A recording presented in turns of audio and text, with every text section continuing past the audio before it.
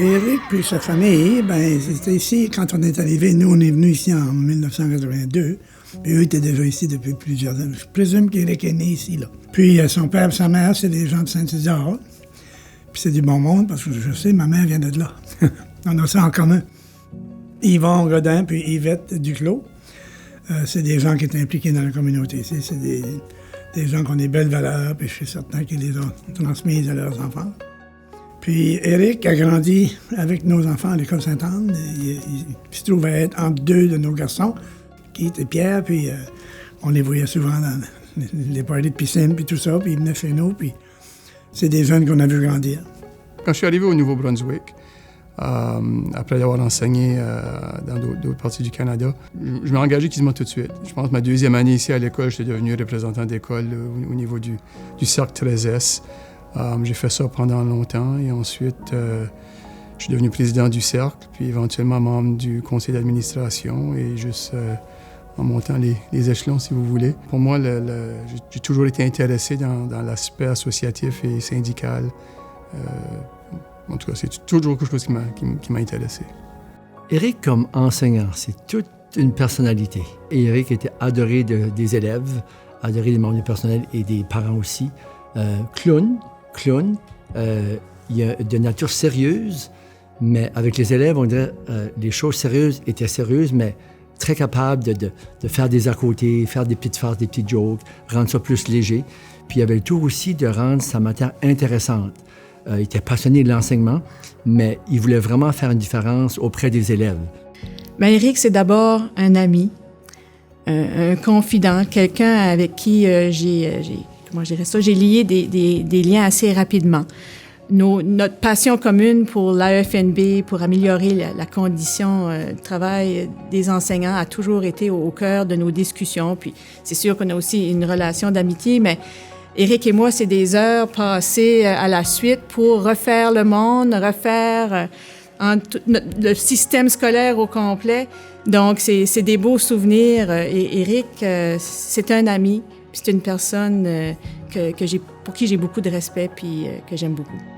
Bien, il y a l'entre-gens du métier, puis il y a l'entre-gens acadien aussi, là. Mais il y a un certain calme, Éric. Il est toujours pondéré, puis c'est ce que les gens, le public veut voir. C'est que ça prend une certaine modération, une certaine pondération. Puis lui, il l'a. Mais il peut être enjoué aussi. Puis je me souviens qu'avec nos enfants, ils pouvaient avoir du fun aussi, là. Par sa nature d'être à l'écoute, d'être ouvert, puis son esprit analytique, chez Éric, c'est inné ce côté-là, de dire la bonne chose au bon moment, de la bonne manière, tout en faisant attention aux sentiments des gens qui l'entourent. Donc, je trouve qu'il y a un bel équilibre, si tu veux, entre les messages qu'il va passer, les sentiments qu'il va vivre, mais qu'il va être capable de le faire d'une manière professionnelle. Puis, encore une fois, on est chanceux d'avoir quelqu'un comme Éric qui va jouer ce rôle-là. Mais ce que je remarque de lui, c'est qu'il a un bagage très varié. Il a enseigné en Louisiane, il a enseigné ici, il a fait partie d'une communauté minoritaire à Fredericton. Donc, il sait l'importance de la protection de la langue. Éric est souvent dans les détails. Il est capable de décortiquer, analyser. Puis, je pense qu'on a la meilleure personne là pour vraiment aller au bout, au fond des questions. Lui, il n'acceptera pas une réponse vague. Il va vouloir les détails, des précisions. Donc, c'est un homme de principe, avec une rigueur. Donc, je sais qu'il va faire un bon président.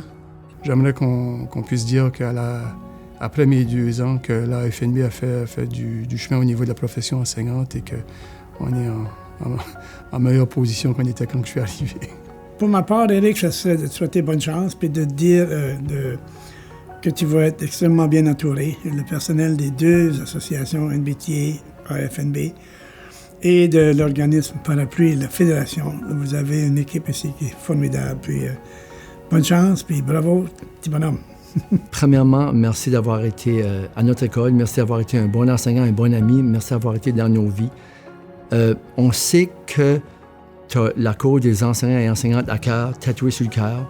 Il n'y a pas meilleure personne comme leader pour nous représenter au sein de l'association.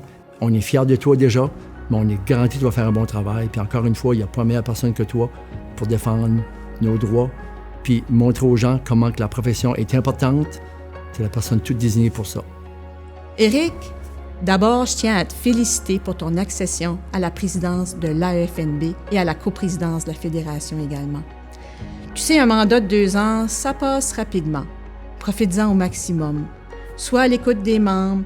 Fais ce que tu m'as toujours dit que tu allais faire. Tu allais changer de monde. C'est ton tour. Vas-y, fais-le. Bon succès et à bientôt. Bon succès, M. Éric. N'oubliez-nous pas, s'il vous plaît. Tu vas être un bon président, M. Éric. On va te manquer. Hi Éric, tes assistantes préférées. Bon succès! Merci pour être un enseignant, M. Éric. Tu peux venir nous visiter n'importe quand. On va te manquer, puis I hope tu nous aimes.